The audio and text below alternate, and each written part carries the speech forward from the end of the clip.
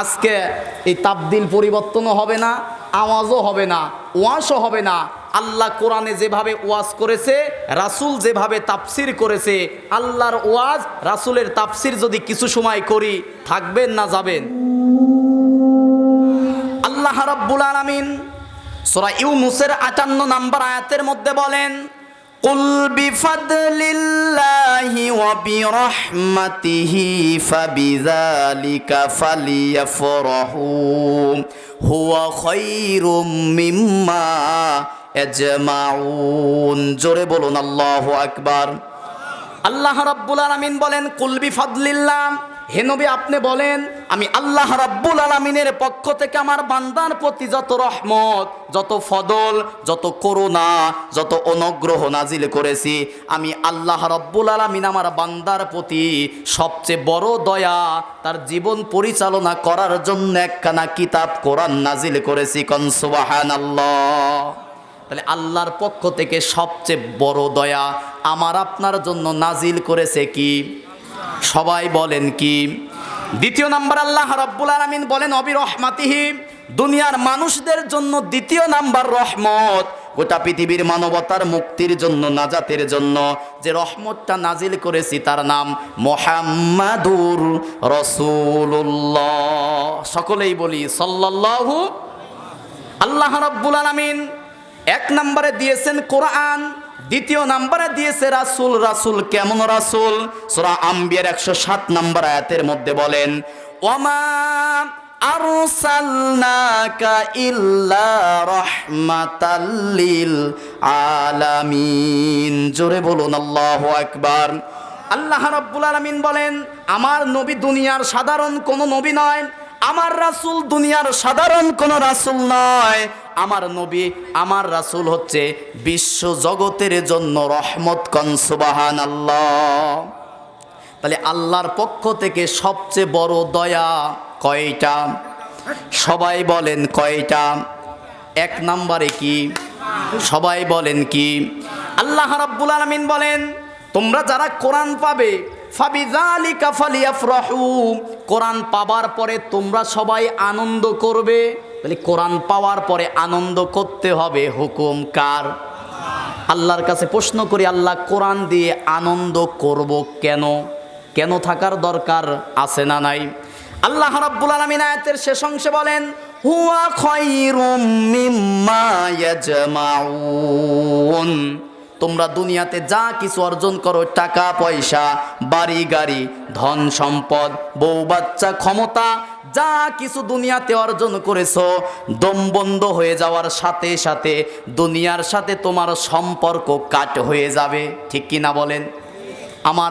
আমার করা, তৈরি করা, কত কষ্ট করে তৈরি করা বাড়ি, এখন যদি মারা যায়, বাড়ি তার ওই ঘরে উঠবে না, আমার বাড়ির উঠানের উপরে রেখে দেবে।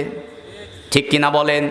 আল্লাহ রাব্বুল আলামিন বলেন, টাকা পয়সা, বাড়ি গাড়ি, ধন সম্পদ, স্ত্রী, বউ বাচ্চা, ক্ষমতা, তোমরা দুনিয়াতে যা কিছু অর্জন করেছো সব কিছু একদিন শেষ হয়ে যাবে। কিন্তু যদি কোরআন অর্জন করতে পারো, কোরআন পড়তে পারো, কোরআন ধরতে পারো, এই কোরআন যদি কবরে তোমার পক্ষে থাকে, আখিরাতে যদি কোরআন তোমার পক্ষে থাকে, এই কোরআন সুপারিশ করে তোমাকে আল্লাহর জান্নাতে নিয়ে যাবে। বলুন সুবহানাল্লাহ। তিরমিজি শরীফের হাদিসের মধ্যে আল্লাহ রাসূল সাল্লাল্লাহু আলাইহি ওয়াসাল্লাম বলেন, আল কুরআনু হুজ্জাতুল লাকা আও আলাইক। এই কোরআনটা হচ্ছে হুজ্জাত, দলিল দুনিয়ার মানুষের জন্য। কিয়ামতের দিন এই কোরআনটা যদি আমার পক্ষে সাক্ষী দেয়, আমার পক্ষে যদি দলিল হয়ে যায়, আল্লাহ পাক বলেন কোরআনের সুপারিশের কারণে ওই ব্যক্তিকে বিনা বিচারে, বিনা হিসাবে আল্লাহ জান্নাত দিয়া দেবে। কিয়ামতের দিন দুইটা জিনিস আল্লাহর সাথে কথা বলবে। কয়টা জিনিস ভাই? এক নম্বরে রমজান মাসের রোজা, যারা রোজা থাকবে, রোজা কিয়ামতের দিন আল্লাহর কাছে রোজাদারের জন্য সুপারিশ করবে। দ্বিতীয় নম্বরে যে জিনিসটা শুধু আল্লাহর সাথে কথা বলবে না, হাদিসের মধ্যে আসছে আল্লাহর সাথে কথা কাটাকাটি তথা তর্ক করবে। এটা গুরুত্ব বোঝানোর জন্য বলেছে, সূরা মুলকের তাফসিরের মধ্যে আসছে। সেই জিনিসটার নাম হচ্ছে কোরআন। কন্যা সুবহানাল্লাহ। এই কোরআন দুনিয়াতে যারা মানবে, এই কোরআন দুনিয়াতে যারা পড়বে, এই কোরআনের রাজ কায়েমের জন্য যারা আন্দোলন করবে, আল্লাহর জমিনে আল্লাহর কোরআনের রাজ কায়েমের জন্য যারা চেষ্টা প্রচেষ্টা সংগ্রাম করবে, কিয়ামতের দিন এই কোরআন তাদের পক্ষে সাক্ষী হয়ে দাঁড়াবে। আর কোরআন কিয়ামতের দিন যাদের পক্ষে সাক্ষী হবে, আল্লাহ তাদের বিচার করবে না, কোরআনের সুপারিশের কারণে বিনা বিচারে বিনা হিসাবে জান্নাত দিয়া দেবে। কোন সুবহানাল্লাহ। তাহলে সেই কোরআনের সাথে থাকার দরকার আছে না নাই? তাহলে কোরআন পাবার পরে আনন্দ করার দরকার আছে না নাই? অনেকে কোরআন দিয়ে আনন্দ করে না, অনেকে বউ যদি সুন্দর হয় আনন্দ করে। কি আনন্দ করে?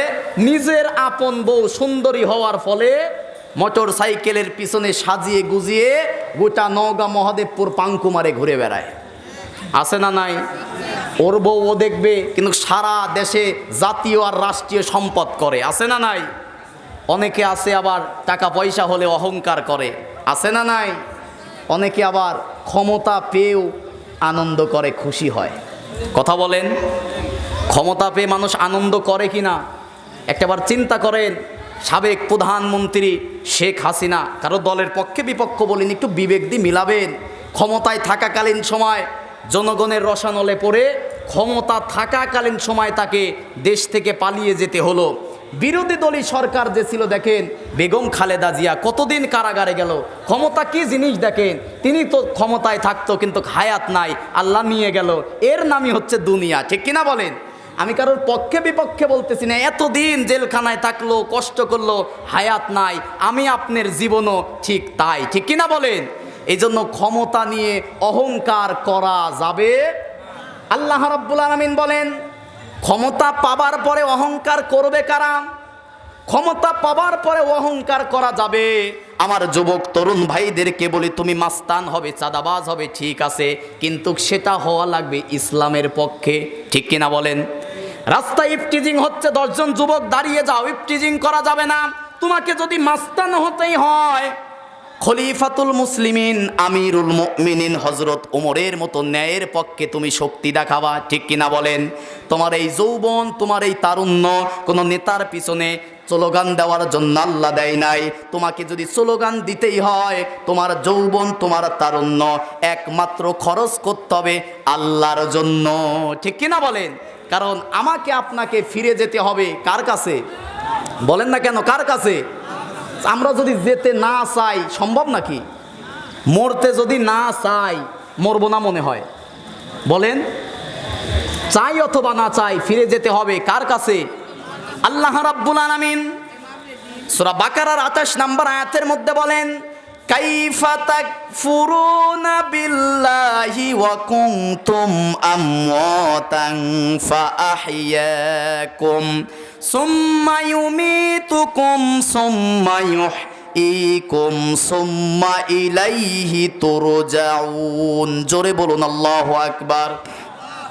আল্লাহ রাব্বুল আলামিন বলেন, কাইফা তাকফুরুনা বিল্লাহ, কি করে তোমরা আমি আল্লাহর বিধানকে, আমি আল্লাহর হুকুমকে, আমি আল্লাহকে অস্বীকার করো, অথচ আমি আল্লাহ রব্বুল আলামিন তোমাকে জীবন দিয়েছি, আমি আল্লাহ রব্বুল আলামিন তোমাকে মরণ দেব, আমি আল্লাহ রব্বুল আলামিন মরণের পরে তোমাকে আবার জীবিত করব। সুম্মা ইলাইনা তুরজাউন, শুধু জীবিতই করব না, আবার আমি আল্লাহর সামনে তোমাকে দাঁড়াতে হবে। ঠিক কিনা বলেন? তাহলে যে আল্লাহর কাছে ফিরে যেতে হবে, সেই আল্লাহর জন্য দুনিয়াতে কাজ করার দরকার আছে না নাই?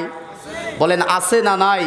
তাহলে ইমানদার যদি ক্ষমতা পায়, কোনো মুসলমান যদি ক্ষমতা পায়, তারাও আনন্দ করবে, তবে কাজ করবে 4টা। জোরে বলেন, কয়টা?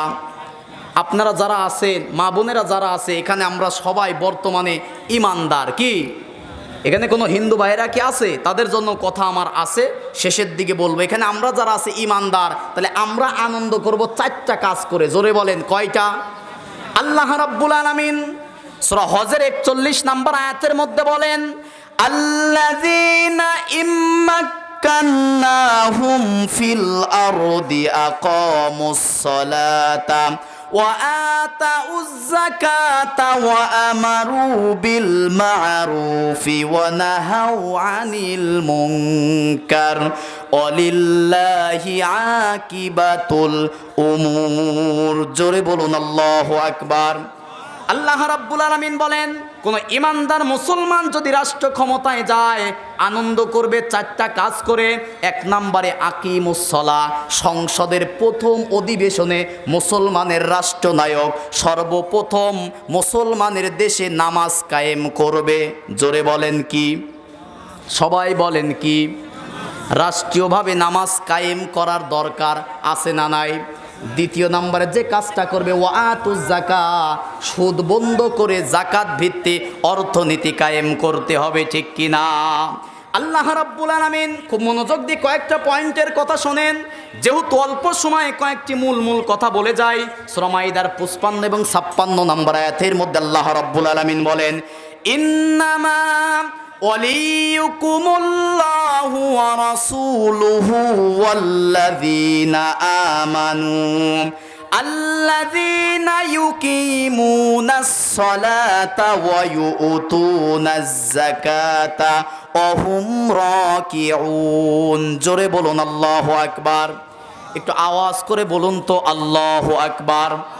আল্লাহ রাব্বুল আলামিন বলেন, ইন্নামা ওয়ালিয়ুকুমুল্লাহ, নিশ্চয়ই ইমানদারের প্রথম বন্ধু আল্লাহ।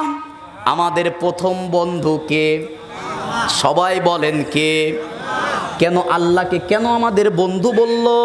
আল্লাহ তো আমাদের রব, আল্লাহ আমাদের সৃষ্টিকর্তা, কিন্তু কেন তিনি বললেন আল্লাহ আমাদের বন্ধু? তাফসিরে কাবির আল্লামা ইমাম ফখরুদ্দিন রাজি রহমাতুল্লাহ আলাইহি আয়াতের ব্যাখ্যায় লিখেছেন, আল্লাহ যে আমাদের বন্ধু এই কারণে, কারণ একজন বাবা মার কাছে যা বলতে না পারে, বইয়ের কাছে বলতে না পারে, সন্তানের কাছে বলতে না পারে, এমনকি বন্ধুর কাছেও বলতে না পারে, সেই কথা যার কাছে বলা যায় তিনি কে? সব কথা বলা যায় কার কাছে? ইনিই তো পরম বন্ধু, ঠিক কিনা বলেন?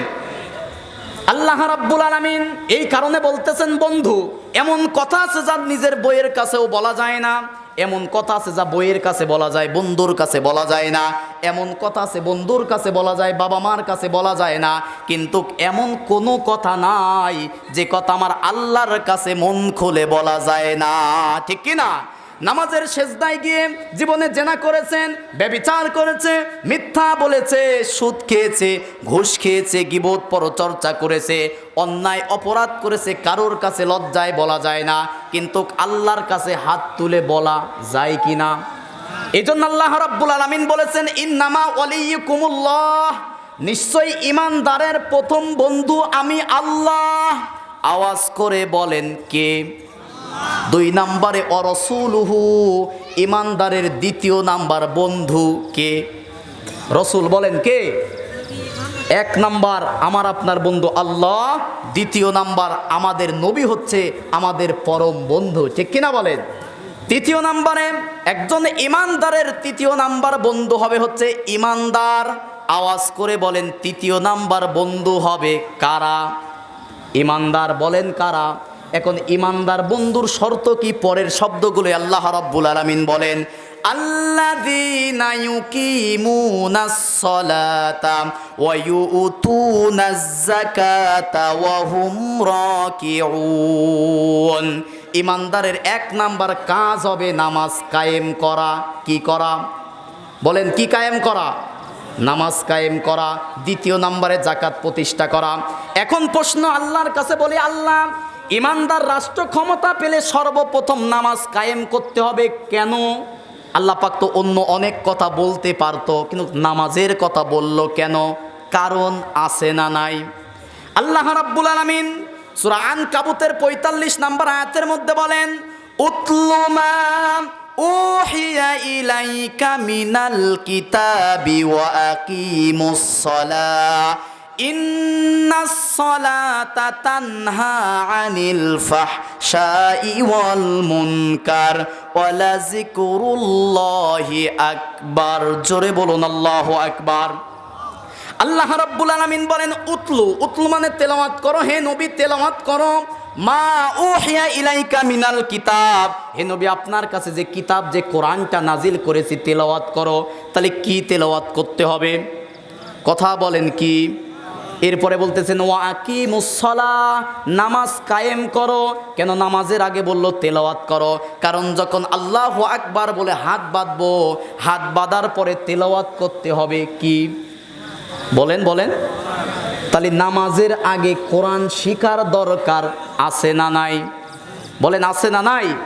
বড় আফসোস আর বড় পরিতাপের বিষয়, মুসলমানের ঘরে কোরআন থাকার পরেও এদেশের মুসলমান এখনো ঠিক মতো কোরআন পড়তে পারে না। পরেও এদেশের 100 জনের 95 জন মুসলমান কোরআনই পড়তে জানে না। আছে না নাই? আগের হাদিসে কি বলেছে? কিয়ামতের দিন কোরআন সুপারিশ করবে। কিন্তু কোরআন যদি পড়তেই না জানেন, কোরআন কি আমার আপনার পক্ষে কিয়ামতের দিন দাঁড়াবে? না মুরব্বী এসে বলে বয়স হয়ে গেছে, কিভাবে শুনবো? ওই মুরব্বীর কোন জমির দাগ নাম্বার কত, ওগুলো ঠিকই মুখস্থ আছে। এরকম মুরব্বী আছে না নাই? রাগ করেন আর যাই করেন ভাইয়ের আমার, কোরআন শিখার দরকার আছে না নাই? এজন্য আল্লাহ রাব্বুল আলামিন সর্বপ্রথম বললেন কোরআন তেলাওয়াত করবে, ওয়া আকিমুসসালাহ, তারপরে নামাজ কায়েম করবে। ওই যে প্রশ্ন করেছি নামাজ কায়েম হলে লাভ কি, আল্লাহ পাক এবার জবাব দিচ্ছে, ইন্নাস সালাতা তানহা আনিল ফাহশাই ওয়াল মুনকার। আল্লাহ পাক বলেন সমাজের মধ্যে নামাজ যদি কায়েম হয়ে যায়, ওই সমাজের মধ্যে অশ্লীল ফাহিশা কাজ আর থাকতে পারে না। ঠিক কিনা বলেন? কারণ একজন নামাজি যখন সমাজের সবাই যখন নামাজ পড়বে, একজন নামাজি কখনো সুদ খেতে পারে? একজন নামাজি কখনো ঘুষ খেতে পারে? একজন নামাজি কখনো মিথ্যা কথা বলতে পারে? কিন্তু এখন আমার দেশের নামাজি ডিজিটাল, নামাজ পড়ে জামাতে, সুদও খায় জামাতে। আছে না নাই? আসরের নামাজ পড়ে হাজী সাহেব সুদের দাদনের তাগিদ দিতে বাড়ায়, এমন হাজী সুদখোর আছে না নাই? তার মানে বুঝতে হবে ওর নামাজ আল্লাহর দরবারে কবুল হচ্ছে না। ঠিক কিনা বলেন? একজন নামাজি কখনো মিথ্যা কথা বলতে পারে?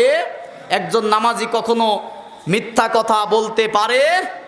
তার মানে বুঝতে হবে নামাজ যদি আপনাকে অশ্লীল ফাহিশা ঘৃণিত কাজ থেকে ফিরাতে না পারে, ওই নামাজ আল্লাহর দরবারে কবুল হচ্ছে। তাহলে 1 নম্বরে নামাজ কায়েম করতে হবে, 2 নম্বরে যাকাত প্রদান করতে হবে। ইমানদারদের 3 এবং 4 নম্বর দায়িত্ব, ভালো কাজের আদেশ করতে হবে, অন্যায় কাজে বাধা দিতে হবে। ঠিক কিনা বলেন ভাই? ভালো কাজে কি করতে হবে? আপনাদের এমপি মহোদয় ফজলে হুদাই কথা কিন্তু বলছে, আমি ঘরে থেকে শুনেছি একটা হাদিস, তিনি হয়তো হাদিস বলে নাই কিন্তু হাদিসের অনুবাদ বলেছে। তিরমিজি শরীফের 2171 নম্বর হাদিস, আব্দুল্লাহ আবু সাইদ খুদরি রাদিয়াল্লাহু তাআলা আনহু থেকে হাদিসটি বর্ণনা, ক্বালা মান রাআ মিনকুম মুনকারা ফালইউগাইয়িরহু বিয়াদিহি। আল্লাহ রাসূল বলেছেন তোমাদের সামনে যখন অন্যায় দেখবে, যাদের ক্ষমতা আছে, এই হাদিসের বিয়াদিহি ফজলে হুদার এমপি সাহেবের দায়িত্ব হচ্ছে আইনের হাত দিয়ে বাধা দেওয়া। আইনের হাত দিয়ে বলবে, এই মহাদেবপুর বদলগাছি এমপি সাহেব যদি বলে যুবকরা কোনো সাদাবাজি করতে পারবা না, তার আইনের হাতের ক্ষমতা আছে না নাই? তোমরা মাদক সেবন করতে পারবা না, মাদক বিক্রি করতে পারবা না, এমপি সাহেবের হাতের ক্ষমতা দিয়ে বাধা দিয়ে বন্ধ করার ক্ষমতা আছে না নাই? 2 নম্বরে দ্বিতীয়ত ইমানদারদের দায়িত্ব হবে কি, তোমরা মুখ দিয়ে নিষেধ করবে। কি করবে ভাই? সমাজে যখন অন্যায় অপরাধ কাজ হবে, বাধা দেওয়া, যার শক্তি আছে মুখ দিয়ে নিষেধ করার দরকার আছে না নাই? 3 নম্বরে অন্যায় অবৈধ কাজ যখন হবে, 3 নম্বরে কি করবে? মনে মনে ঘৃণা করবে। কি করবে? খারাপ কাজকে কি করব ভাই? খারাপ কাজকে বলেন কি করব? ওয়াযালিকা আদাফুল ঈমান। তবে রাসূল হাদিসের শেষ অংশে বলেছে, সারা জীবন যারা মনে মনে ঘৃণাই করে গেল, ওদের ঈমান প্রশ্নবিদ্ধ। ঈমান আছে না গেছে যাচাই আর বাছাই করা দরকার। শুধু মনে মনে ঘৃণা করলেই হবে না, সমাজ থেকে ওই অন্যায় কাজটা কি করে বন্ধ করা যায়, মনে মনে তার প্ল্যানও করতে হবে। ঠিক কিনা বলেন? আজকে আমার দেশের যুবক তরুণেরা সবচেয়ে বেশি মাদকের সাথে জড়িয়ে যাচ্ছে। ঠিক কিনা বলেন? কারণ আমার দেশের যুবক তরুণেরা কোরআন থেকে আজকে কাছে না দূরে। মাদক আমার দেশে আছে না নাই? একটা সন্তান একটা পরিবারে যদি মাদক সেবন করে, মোটামুটি ওই পরিবারটা দুনিয়াতেই জাহান্নাম হয়ে যায়। ঠিক কিনা বলেন? একটা সন্তান যদি মাদক সেবন করে, সর্বপ্রথম বাবা মাকে গালিগালাজ করে। কথা বলেন। টাকা পয়সার জন্য গালিগালাজ করে, এমনকি এই দেশে মাদকের জন্য সন্তান বাবা মাকে জবাই করেছে, এরকম রেকর্ড আছে না নাই? তাহলে সন্তানের হাতে তুলে দিতে হবে ভাই কি মাদক মুক্ত যদি সমাজ গড়তে চাই, যুবক তরুণ ভাইদের পায়ে হাত দিয়ে বলে যায়, তুমি আসো কোরআনের ছায়াতলে, কোরআন তোমাকে শান্তি আর মুক্তির পথ দেখানোর জন্য ডাকতেছে, ঠিক কিনা বলেন? আমার যুবক তরুণ ভাইয়েরা মাদক এবং মোবাইলের জোয়ার মধ্যে আসক্ত হয়ে গেছে। আমি একজন যুবক মানুষ, তাই যুবকদের জন্য কিছু কথা বলা দরকার। আমার যুবক তরুণ ভাইদেরকে বলবো, তুমি তো কোনো দুনিয়ার সাধারণ ব্যক্তি নয়, তোমার পরিচয় তুমি একজন মুসলমান, তোমার একটা ব্যক্তিত্ব আছে, ঠিক কিনা বলেন? আজকে 20-25 বছরের যুবকের চেহারার দিকে তাকানো যায় না, কিসমিসের মতো হয়ে গেছে। অথচ যুবক তরুণ 20-25 বছরের যুবকের হওয়ার কথা ছিল কমলা মালটা, ঠিক কিনা বলেন? কিন্তু কই যে গোপনে গোপনে গাঁজা খায়, আমার দেশে বাবা খায়, অনেকে আবার ডাল খায়। ডাল খাওয়ার সন্তান আছে না নাই? ডাল খাওয়া ভালো না খারাপ? কয় যে খারাপ। খেসারির ডাল, মসুরির ডাল আছে না, বুট ডাল, মুগের ডাল, এগুলো খাইলে তো আরো মোটা তাজা হওয়ার কথা। কিন্তু আমার দেশের যুবক তরুণেরা এই ডাল খায় না, কি ডাল খায়? ফেন্সি ডাল খায়। তার খাওয়ার কারণে 20-25 বছর বয়সে কিসমিসের মতো চল চাপড়া ভেঙে শেষ, ঠিক কিনা বলেন? এজন্য আমার যুবক তরুণ ভাইদেরকে বলবো, মাদক ছেড়ে দাও, ঠিক কিনা বলেন? এই যেখানে আমার যুবক তরুণ ভাইয়ের আছে, বলো মাদকের কাছে থাকবো না। বলেন বলেন, মাদকের কাছে, মাদকের ব্যবসা আমার সমাজে করতে দেব? এই যুবক ভাইরা বলো মাদককে তালাক। বলেন বলেন, মাদককে তালাক। 1 তালাক, 2 তালাক, 3 তালাক। আমার দেশের যুবকেরা মাদকের সাথে কোনো সম্পর্ক নাই, ঠিক কিনা বলেন? এই যুবক যদি ভালো হয়ে যায়, এ সমাজে আর ধর্ষণ থাকবে না, ঠিক কিনা বলেন? মাদক জুয়া এর সাথে মুসলমানের কোনো সম্পর্ক থাকতে পারে? তাহলে যে কথা থেকে এত দূর আসছিলাম, 2বার চিলিপ দেওয়া হয়েছে, সংক্ষিপ্ত করতে হবে, অনেক রাতও হয়ে গেছে। আমাদের দায়িত্ব, আমরা অন্যায় অপরাধ বাধা দেব এবং ভালো ভালো কাজ আমরা চালু করব। রাজি আছেন তো ইনশাল্লাহ? তাহলে মুসলমানের দফা হবে কয়টা? জোরে বলেন, কয়টা? 1 নম্বরে কি? হায় হায় রে, ভুলে গেছে, খারাপ লাগতেছে ভাই আপনাদের? বলেন, অনেক রাতে আমারই মনোযোগ হারায় গেছে, সাজায় গোছা নিয়ে আসছিলাম, কি বলবার এত রাতে, অল্প সময়ের মধ্যে শেষ করতেছি। 1 নম্বরে নামাজ পড়ার দরকার আছে না নাই? শুধু নামাজ পড়লেই হবে নাকি সমাজে নামাজ প্রতিষ্ঠা করতে হবে? প্রতিষ্ঠা করলে লাভ কি? অন্যায় অপরাধ অশ্লীল ফাহিশা কাজ সমাজে থাকবে। 2 নম্বরে জাকাত ভিত্তিক অর্থনীতি যদি কায়েম করি, বেকারত্ব দূর হবে, সুদ বন্ধ হবে। জাকাত ভিত্তিক অর্থনীতি কায়েম করার দরকার রাষ্ট্রীয়ভাবে, আছে না নাই? 3 নম্বরে ভালো ভালো কাজ করব। 4 নম্বরে খারাপ কাজ বন্ধ করার দরকার, আছে না নাই? কমিটির পক্ষ থেকে মোটামুটি আর 15 মিনিট সময় আলোচনা করব। মোটামুটি আলোচনা কি করব ভাই? করব, আলোচনা করব। প্রশ্ন, আল্লাহর কোরআন, আল্লাহর কোরআনের আইন কেন দরকার? এর একটা কারণ আছে না ভাই? সংক্ষিপ্ত সময় আমি মূল থিসগুলো বলবো। যে কোরআনের আইন, যে হুজুররা বক্তারা বলে যে ভাই আসেন কোরআন মানি, কোরআনের দেশ গড়ি, কোরআনের সমাজ গড়ি, কোরআনের রাষ্ট্র গড়ি, এবার হবে পার্লামেন্ট, কোরআনের পার্লামেন্ট, স্লোগান দেয় কি না? কিন্তু কেন কোরআনের পার্লামেন্ট দরকার, কি কারণে মানব, তার কারণ থাকার দরকার আছে না নাই? 1 নাম্বার, কোরআনের আইন মানব এই কারণে, কারণ কোরআনের আইনের মধ্যে ভুল নাই। সুবহানাল্লাহ বলেন। সবাই বলেন তো, কোরআনের আইনের মধ্যে কি নাই? সবাই বলেন কি নাই?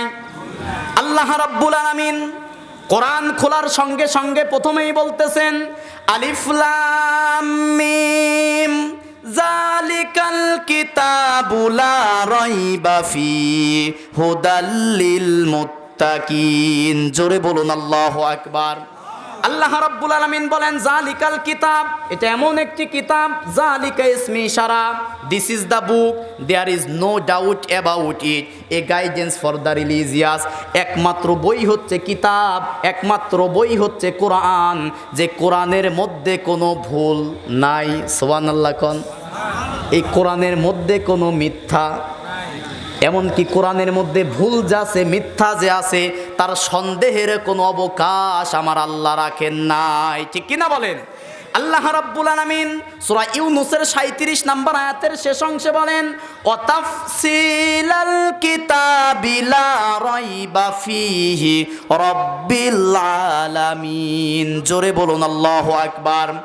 আল্লাহ রাব্বুল আলামিন বলেন ওয়াতাফসিলাল কিতাব, এটা বিশদ আকারে বর্ণনা করা হয়েছে কিতাব লা রাইবা ফী, যে কিতাবের মধ্যে কোনো ভুল নাই। সুবহানাল্লাহ, যে কিতাবের মধ্যে কোনো ভুল।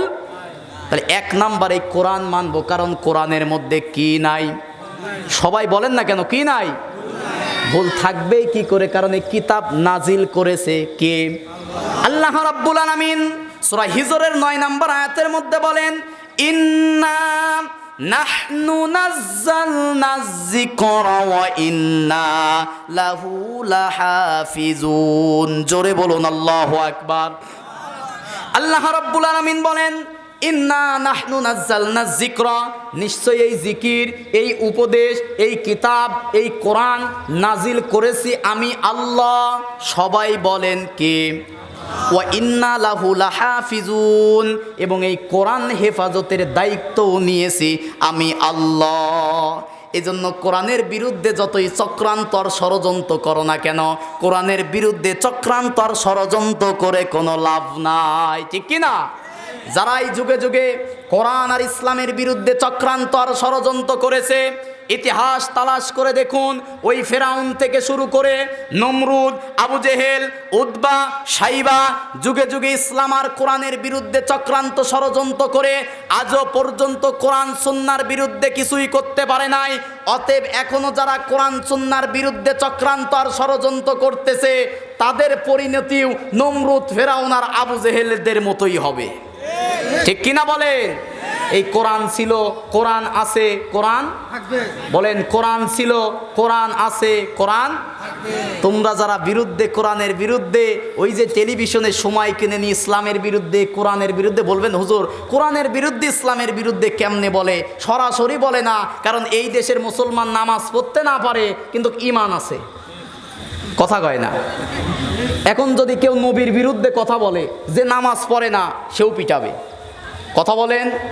কারণ ৯৬% মুসলমানের দেশ, এই দেশে সরাসরি ইসলামের বিরুদ্ধে বলে না, কিন্তু গোপনে গোপনে ইসলামের শেকড় কেটে ওপরে ওপরে পানি ঢালে, ঠিক কিনা বলেন?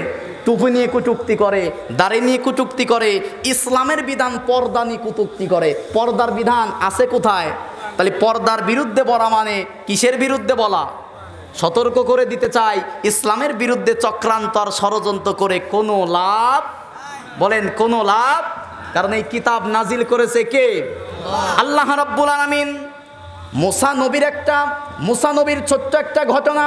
মুসা আলাইহিস সালাতু ওয়াস সালাম আল্লাহ রাব্বুল আলামিনের পরিচয় দিতে গিয়ে সূরা তাহার ৫২ নম্বর আয়াতের শেষ অংশে বলেন, লা ইয়াদিল্লু রাব্বি ওয়া লা ইয়ানসা।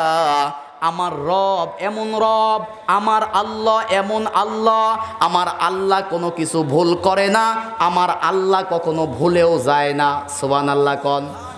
আর একটা শেষ দলিল সূরা বনী ইসরাঈল ১০৫ নম্বর আয়াত। আল্লাহ রাব্বুল আলামিন বলেন, ওয়াবিল হাক্কি আনজালনাহু ওয়াবিল হাক্কি নাযালা ওমা আরসালনা হাক্কি আনজালনাহু ওয়াবিল হক। হক মানে যথাযথ, সত্য সহকারে। আনজালনাহু আমি আল্লাহ এই কোরআন নাজিল করেছি। সুবহানাল্লাহ বলুন। অবিল হাক্কি নাজালা, এবং যথাযথ সত্য সহকারে এই কোরআন নাজিল হয়েছে। সুবহানাল্লাহ। তাহলে প্রথম নাম্বার কোরআন মানব, কারণ কোরআনের মধ্যে কি নাই? কোরআনের মধ্যে কি নাই? কোনো ভুল নাই, কোনো মিথ্যা নাই, ঠিক কিনা বলেন? কোরআন মানব। ২ নাম্বার কারণ, কোরআনের মধ্যে, কোরআনটা হচ্ছে পরিপূর্ণ এবং অপরিবর্তনীয় একটি কিতাব। সুবহানাল্লাহ বলুন। আচ্ছা, কিয়ামতের আগ পর্যন্ত কোরআনের মধ্যে নতুন করে কোনো কিছু দরকার আছে? কোরআন থেকে কোনো কিছু কিয়ামতের আগে বাদ দেওয়ার দরকার আছে? আল্লাহ রাব্বুল আলামিন সূরা মাইদার ৩ নম্বর আয়াতের মাঝের অংশে বলেন, আল-ইয়াউমা আকমালতু লাকুম দীনাকুম ওয়া আতমামতু আলাইকুম নি'মাতি অরদিতু লাকুমুল ইসলাম দীনা। জোরে বলুন আল্লাহু আকবার। আল্লাহ রাব্বুল আলামিন বলেন আলিয়াউমা আকমালতু লাকুম দীনাকুম, তোমাদের দিন, আমাদের দিনের নাম ইসলাম। আমাদের দিনের নাম কি? আল্লাহ পাক বলেন ইসলাম তথা কোরআনটাকে আমি আল্লাহ রাব্বুল আলামিন পরিপূর্ণ করে দিলাম। ইসলামের মধ্যে নতুন করে কোনো কিছুর দরকার নাই, ইসলামের মধ্যে কখনো বাদ দেওয়ারও কোনো সুযোগ। আল্লাহ রাব্বুল আলামিন বলেন সূরা ফুসসিলাতের 42 নম্বর আয়াত, লা ইয়াতিহিল বাতিলু মিন বাইনি ইয়াদাইহি ওয়ালা মিন খালফিহি তানজিলুম মিন হাকিমিন হামিদ। জোরে বলুন আল্লাহু আকবার। আল্লাহ রাব্বুল আলামিন বলেন লা ইয়াতিহিল বাতিল, কোরআনের মধ্যে কিয়ামত পর্যন্ত কোনো বাতিল, ইয়াতিহিল বাতিলু মিন বাইনি ইয়াদাইহি ওয়ালা মিন খালফিহি, কোরআনের সামনে থেকে, পিছন থেকে, ডান থেকে, বাম থেকে, ওপর থেকে, নিচ থেকে কোনো বাতিল কোরআনের মধ্যে প্রবেশ করতে পারবে না। বলেন পারবে? ওই যে একটু চেষ্টা করেছিল আবুল সরকার, কি সরকার বলছিল যে কুল আউযুবি রব্বিন নাস। আল্লাহ পাক বলতেছেন কুল, হে নবী আপনি বলেন আউযু আশ্রয় চাই রব্বিন নাস, মানুষের রবের কাছে। এই নাস মানে মানুষ, ও বলছিল নাস মানে নাসানাসি। নাউজুবিল্লাহ কন। শুধু একটু চেষ্টা করেছিল, গণধোলাই হয়েছে কিনা? ওর অত্যাচারে ওরাই পাপের ফল গিয়ে পড়ছে মমতাজের এলাকায়, সেই মানিকগঞ্জে বাউলদেরকে একসময় মারছে কিনা? কোরআনের বিরুদ্ধে চক্রান্ত করে কোনো লাভ নাই, নির্বংশ হয়ে যাবা, ঠিক কিনা বলেন? আবু জেহেলের গোষ্ঠী নাই, কোরআনের বিরোধিতা করেছিল, টিকতে পারে নাই। আজও যারা কোরআনের বিরোধিতা করতেছো টিকতে পারবা না, কিন্তু কোরআনের পক্ষের যারা আজও তারা আছে না নাই? কোরআনের পক্ষে ছিল আমার নবী, সাহাবীরা, তাদের জন্য দোয়া আজও হয় কিনা? আপনাদের এলাকায় দুই একজনের নাম আবু জেহেল আছে, কয় না? কিন্তু মোহাম্মদ, আবু বক্কর, ওমর, উসমান আছে না নাই? তার মানে কোরআনের বিরোধিতা করবা, তোমাদের নাম গন্ধ থাকবে না। কোরআনের পক্ষে থাকলে আমি আপনি কিয়ামত পর্যন্ত কবরে দোয়া পাবো। বলবেন কেমনে দোয়া পাবো? মোনাজাতের মধ্যে বলে আল্লাহ তাম দুনিয়ার মুমিন মুসলমানদেরকে আল্লাহ তুমি মাফ করো। কোরআন মানবে যারা মুমিন মুসলমান তারা আমার আপনার নাম ধরে বলবে না, কিন্তু মুমিন মুসলমান যদি হতে পারি কিয়ামত পর্যন্ত দুনিয়া যতদিন থাকবে কবরে থেকে দোয়া পাবো কিনা? কিন্তু বিরোধিতা আবু জেহেলের জন্য আমার দেশে কোনো হুজুর দোয়া করে? কথা কয় না। নমরুদ ফেরাউনের জন্য কোনো হুজুর দোয়া করে? কেন শিক্ষা নেন না? কোরআন আর ইসলামের বিরোধিতা করলে টিকে থাকা যায়, সাময়িক সময় একটু মুডার ভাব নেওয়া যায়, ওই ভয়ে লোকে কিছু বলে না তাই, ঠিক কিনা বলেন? ওই রাস্তায় খেপা কুকুর দেখলে মানুষ সাবধানের সাথে যায়, ও যেন কামড় না দেয়, ঠিক কিনা বলেন? অতএব কোরআন সুন্নাহর বিরুদ্ধে কোনো পদক্ষেপ গ্রহণ করা যাবে? তাহলে কোরআনের মধ্যে নতুন করে কি কোনো কিছু দরকার আছে? তাহলে এক নাম্বার বলেছি কোরআন মানার কারণ কি? কোরআনের মধ্যে ভুল আর মিথ্যা নাই। দুই নাম্বার কোরআন মানার কারণ কোরআনের আইনের কোনো পরিবর্তন হয়? আচ্ছা বলেন বাংলাদেশের আইন পরিবর্তন হয় কিনা? বলেন হয় কিনা? বাংলাদেশে এ যাবৎ ৭২-এ তৈরি করা আইন পরিবর্তন হয়েছে ১৭ বার। জোরে বলেন কতবার? আর আল্লাহর কোরআন নাজিল হয়েছে আজ থেকে ১৪৪৭ বছর তথা ১৫০০ বছর। ১৫০০ বছরে কি একটাবারও পরিবর্তন হয়েছে? আগামীতে মনে হয় করার দরকার আছে। আল্লাহ রাব্বুল আলামিন, খুব মনোযোগ দিয়ে শোনেন, সূরা আনআম ১১৫ নম্বর আয়াত। আল্লাহ রাব্বুল আলামিন বলেন ওয়াতাম্মাত কালিমাতু রাব্বিকা সিদকাও ওয়া আদলা লা মুবাদ্দিলা লিকালিমাতিহি ওয়া হুয়াস সামিউল আলিম। জোরে বলুন আল্লাহু আকবার। আল্লাহ রাব্বুল আলামিন বলেন অতাম্মাত, তাম্মাত মানে পরিপূর্ণ, কালিমাত মানে কথা, রব্বিকা মানে আপনার রবের কথা। সবাই বলেন এই কোরআনের সব কথা কার কথা? আল্লাহ পাক বলেন আমার সব কথা সিদক, সব কথা সত্য। সুবহানাল্লাহ বলেন। আরে কোরআনের সব কথা, কোরআনের সব কথা সিদক সত্য। সুবহানাল্লাহ কোন? আল্লাহ রাব্বুল আলামিন সূরা নিসার ১২২ নম্বর আয়াতের শেষ অংশে বলেন ওমান আসদাকু মিনাল্লাহি কিলা, আমি আল্লাহর চেয়ে সত্য কথা কেউ বলে না। তাও কয় না সুবহানাল্লাহ। সূরা নিসার ৭৮ নম্বর আয়াতের শেষ অংশে আল্লাহ রাব্বুল আলামিন বলেন ওমান আসদাকু মিনাল্লাহি হাদিসা, আমি আল্লাহর চেয়ে সত্য কথা পৃথিবীতে কেউ বলে না। সূরা জুমারের 23 নম্বর আয়াতের মধ্যে আল্লাহ রাব্বুল আলামিন বলেন, আল্লাহু নাজ্জালা আহসানাল হাদিসি কিতাবাম মুতাশাবিহা, আমি আল্লাহ রাব্বুল আলামিন যথাযথ সত্য সহকারে কিতাব নাজিল করেছি। কোন সুবহানাল্লাহ। আল্লাহ রাব্বুল আলামিন এবার সূরা জাসিয়ার 6 নম্বর আয়াতের মধ্যে বলেন, তিলকা আয়াতুল্লাহি নাতলুহা আলাইকা বিল হক ফাবি আইয়ি হাদিসিম বা'দাল্লাহি ওয়া আয়াতিহি ইউমিনুন। জোরে বলুন আল্লাহু আকবার। ওয়াজ তো কেবল উঠতেছে আর সময় আমার শেষ হচ্ছে। আল্লাহু আকবার। কোরআন শুনতে ভালো লাগে নাকি খারাপ লাগে? কিচ্ছা কাহিনী রাত জেগে শুনে কোনো লাভ আছে? যদি নাও বোঝেন প্রতিটা অক্ষরে তো 10-10টা করে নেকি হচ্ছে, ঠিক কিনা বলেন? আল্লাহ রাব্বুল আলামিন বলেন, তিলকা আয়াতুল্লাহ, তিলকা মানে হচ্ছে ইসমে ইশারা, তিলকা আয়াতুল্লাহ। সবাই তাকান, তিলকা মানে ইসমে ইশারা, আয়াত, আয়াত মানে আয়াত, আয়াতুল্লাহ এইগুলো কার আয়াত?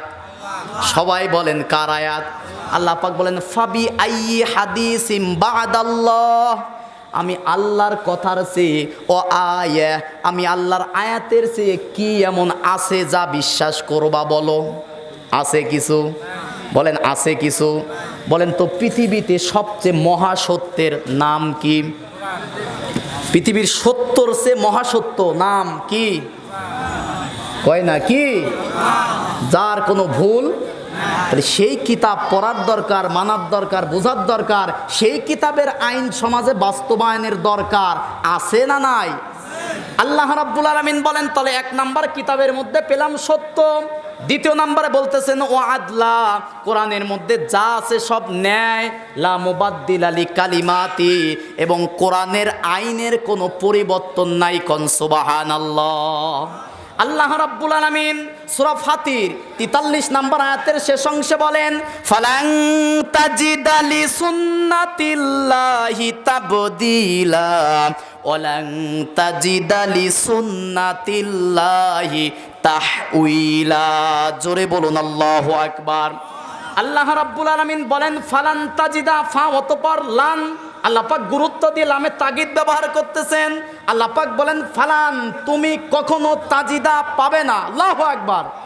আল্লাহ পাক বলেন, তুমি কখনো পাবে না কোরআনের মধ্যে সুন্নাতিল্লাহ, আমি আল্লাহর সুন্নাতের মধ্যে, সুন্নাত মানে হচ্ছে নিয়ম, সুন্নাত মানে হচ্ছে পদ্ধতি। আল্লাহ রাব্বুল আলামিন বলেন, ফালাং তাজিদা লি সুন্নাতিল্লাহি তাবদীলা, আমি আল্লাহর নিয়ম, আমি আল্লাহর পদ্ধতি, আমি আল্লাহর আইন, আমি আল্লাহর কোরআনের মধ্যে কোনো পরিবর্তন পাবে না।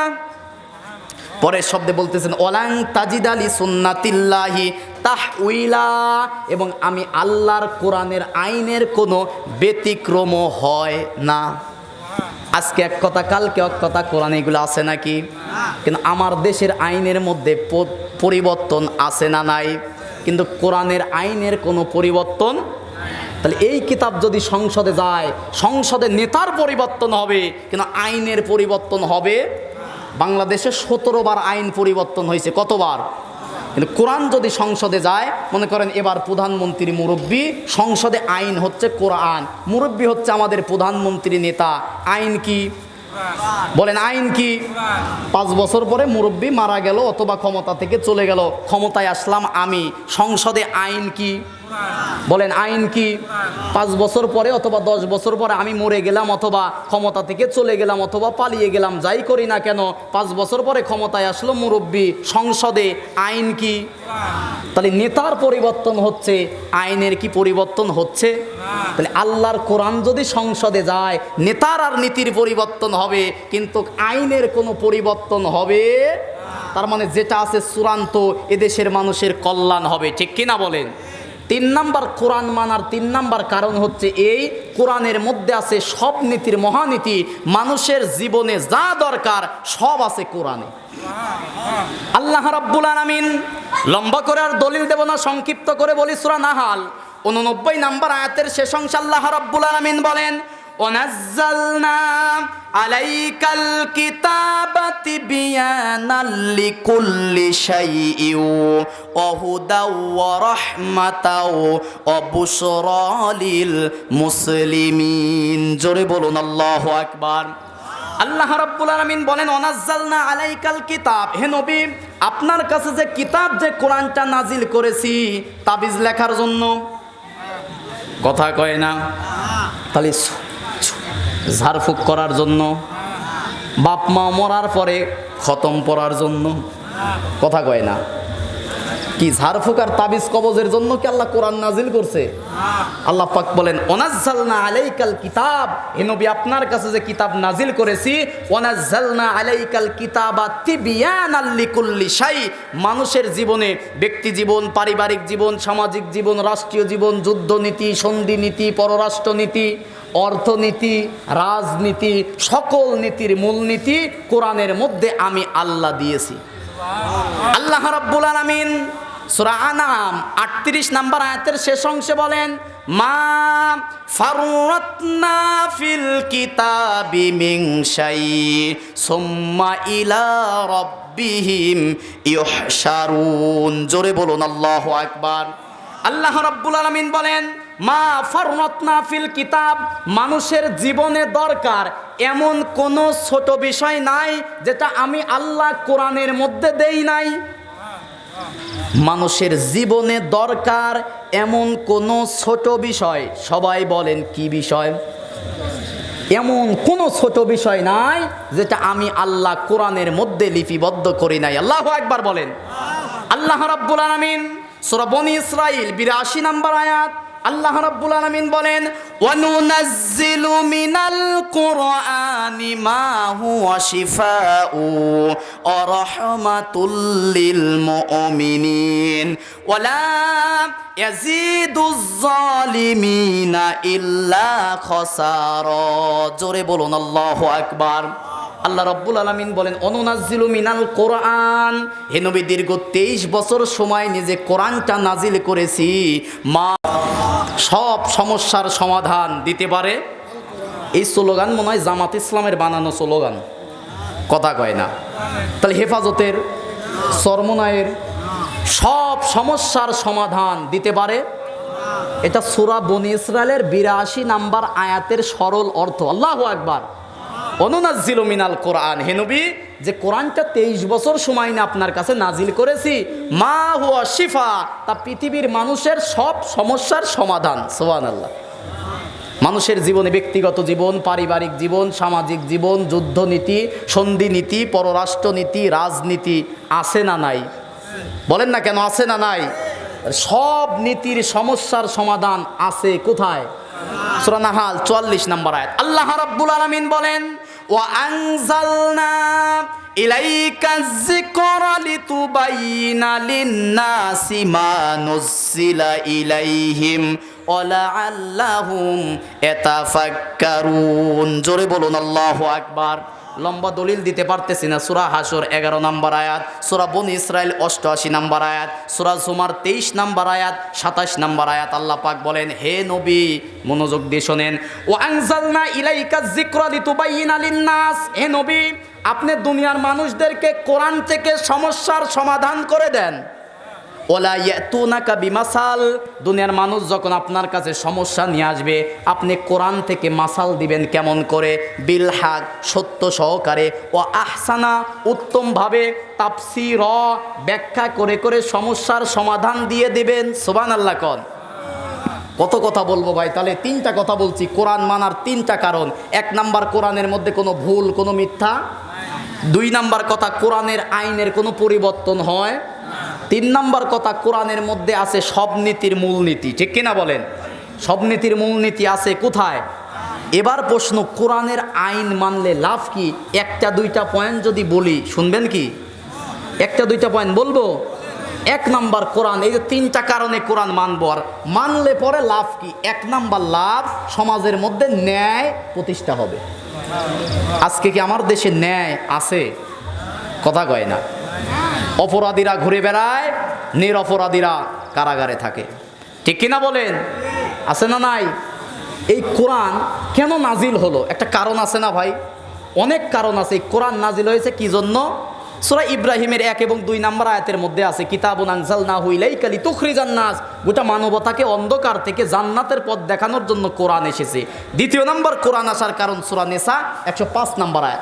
আল্লাহ রাব্বুল আলামিন বলেন, ইন্না আনজালনা ইলাইকাল কিতাবা বিল হক লিতাহকুমা বাইনান নাসি বিমা আরাকাল্লাহ ওয়ালা তাকুল লিল খাইনিনা খসিমা। জোরে বলুন আল্লাহু আকবার। আল্লাহ রাব্বুল আলামিন বলেন, ইন্না আনজালনা, হে নবী আপনার কাছে যে কিতাব নাজিল করেছে, বিল হক, সত্য সহকারে। তাবিজ লেখার জন্য নয়, ঝাড়ফুঁক দেওয়ার জন্য নয়, বাপ মা মরার পরে খতম পড়ার জন্য 40-এর জন্য কোরআন নাজিল করি নাই। লিতাহকুমা বাইনান নাসি বিমা আরাকাল্লাহ, এই কোরআন নাজিল করেছি মানুষের মধ্যে ন্যায় বিচার করার জন্য। কি বিচার করার জন্য? প্রতিদিন জুমার নামাজে যে আয়াতটা তিলাওয়াত শোনেন, সূরা নাহালের 90 নম্বর আয়াত, আল্লাহ পাক বলেন, ইন্নাল্লাহা ইয়া'মুরু বিল আদলি ওয়াল ইহসান, হে নবী আপনাকে আদেশ করতেছি মানুষের মধ্যে ন্যায় বিচার করবেন। কি দিয়া? সূরা নিসার 58 নম্বর আয়াতের মধ্যে আল্লাহ রাব্বুল আলামিন বলেন, ইয়া আইয়ুহাল্লাযীনা আমানু আতিউল্লাহা ওয়া আতিউর রাসূলা ওয়ালা তুবত ইয়া আইয়ুহাল্লাযীনা আমানু আতিউল্লাহা ওয়া আতিউর রাসূলা ওয়া উলিল আমরি মিনকুম ওয়া ইযা হাকামতুম বাইনান নাসি আন তাহকুমু। এটা 58 নম্বর আয়াত। আচ্ছা, এই যে বেশি রাত হলে মাথা পেঁচ লেগে যায়, চিন্তা করছেন? 58 নম্বর আয়াত আল্লাহ পাক বলতেছেন, ইন্নাল্লাহা ইয়া'মুরুকুম বিল আদলি, আল্লাহ পাক বলতেছেন তোমরা কি করো? নিশ্চয়ই আমি আল্লাহ তোমাদেরকে আদেশ করতেছি, ইন্নাল্লাহা ইয়া'মুরুকুম, তোমাদেরকে আদেশ করতেছি, আন তুআদ্দুল আমানাত, তোমাদেরকে একটা আমানত আদেশ করতেছি। কি? যে ওয়াইযা হাকামতুম বাইনান নাস, মানুষের মধ্যে যখন বিচার করবা, কি দিয়া? সবাই বলেন, কি দিয়া? কোরআনের বিচার কি ভাই আছে? যে কারণে সমাজের মধ্যে ন্যায় বিচার আমরা পাচ্ছি।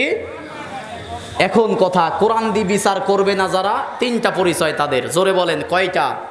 সূরা মাইদার 44 নম্বর আয়াত, 45 নম্বর আয়াত, 47 নম্বর আয়াত। 1 নম্বর পরিচয়, ওমাল্লাম ইয়াহকুম বিমা আনজালাল্লাহু ফাউলাইকা হুমুল কাফিরুন, আমি আল্লাহ যে কিতাব কোরআন নাজিল করেছি, এই কোরআন দিয়ে যারা বিচার করবে না তারা কাফের। তারা কি?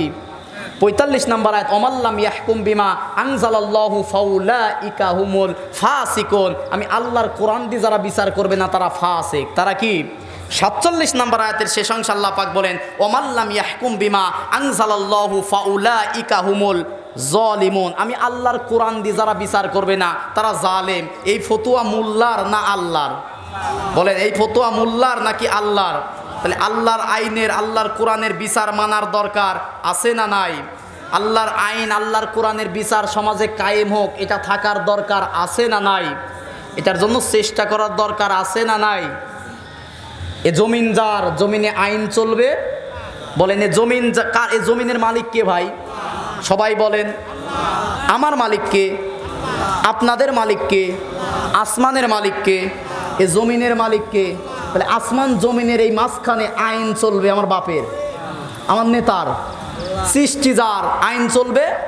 আলা লাহুল খলকু ওয়াল আমরু, সৃষ্টি যার, আইন চলবে। বলেন, সৃষ্টি যার, আইন চলবে। আল্লাহ রাব্বুল আলামিন আমাদের বুঝে আমল করা তৌফিক দান করুক। সকলে বলি আল্লাহুম্মা আমিন। 2 নম্বর আমি পয়েন্টগুলো বলি। 2 নম্বরে, রাষ্ট্র ব্যবস্থায় কোরআনের আইন যদি কায়েম হয়, কোরআনের আইন এগুলো হচ্ছে আল্লাহর আইনের প্রেসক্রিপশন। কি বলেন তো? নওগাঁয় গেলেন, ডাক্তারের কাছে যাওয়ার পরে আপনি বললেন আমার এই অসুস্থতা, এই সমস্যা, ডাক্তার প্রেসক্রিপশন করে দিল। আপনি ওষুধ না কিনে প্রেসক্রিপশন নিয়ে আসা, সকালে 2 বার চুমু খান, দুপুরে 2 বার চুমু খান, রাতে 2 বার চুমু খান, রোগ ভালো হবে? কথা কয় না। রোগ যদি ভালো করতে চাই, প্রেসক্রিপশনে লেখা ওষুধ ফার্মেসি থেকে নিয়ে খাওয়ার দরকার নিয়মিত, আছে না নাই? আল্লাহ যে সমাজ পরিবর্তনের যে প্রেসক্রিপশন দিয়েছে, এটার মসজিদ আর মাদ্রাসার মধ্যে বন্দি করে রাখলে হবে না। সংসদে কোরআনকে পাঠিয়ে সংসদে যদি আইন পাশ করা যায় সমাজে, তখন এইগুলোর পরিবর্তন হবে। ঠিক কিনা বলেন? আচ্ছা, আমার দেশে চুরি আছে না নাই? চুরির বিধান কোরআনে মনে হয় নাই, আছে। সূরা মাইদার 38 নম্বর আয়াত, অসারিক অসারিকত, আল্লাহ পাক বলতেছেন চোর আর সুন্নি যদি ধরা পড়ে, কোরআনের আইন হাত কাটো। একটা হাত যদি কাটা হয় সমাজে চুরি থাকবে। আমার দেশে ধর্ষণ আছে না নাই? অবাক করা বিষয়, কয়েকদিন আগে, 2 সপ্তাহ আগে টাঙ্গাইলের মধুপুরে গর্ভবতী একটা নারীকে ধর্ষণ করে বাচ্চা পর্যন্ত বের করে মেরে ফেলেছে। কত বড় জাহিলিয়াত! কখনো কি চিন্তা করেছেন ভাই? ছোট্ট ছোট্ট বাচ্চাদের ধর্ষণ করা হচ্ছে কিনা, ওইগুলোকে হত্যা করা হচ্ছে কিনা, ওইগুলোর বিধান